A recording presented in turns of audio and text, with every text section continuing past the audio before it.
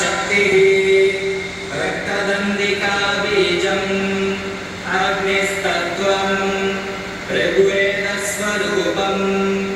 श्रीमहाकाली प्रीत्यर्थे प्रथमचरित्रजपे विनियोगः ध्यानम् खड्गम् चक्रगदेषु चापपरिघाम् शूलम् कुशुण्डीं शिरः शङ्खम् सन्ददधीं करैस्तृणयनाम् सर्वान् कलूषाकृताम्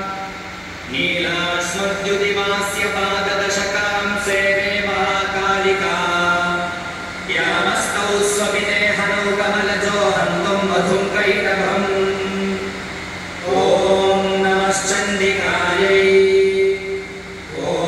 ऐं मार्कण्डेय उवाच सावर्णिः सूर्यतनयो यो मनुर्गच्छते अष्टमः निशामय तदुत्पत्तिं विस्तराद्गततो मम महामायानुभावेन यथा मन्वन्तराधिपः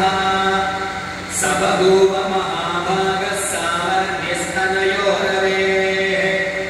स्वारोचिषेऽन्तरे पूर्वं चैत्रवंशसमुद्भवः सुरतो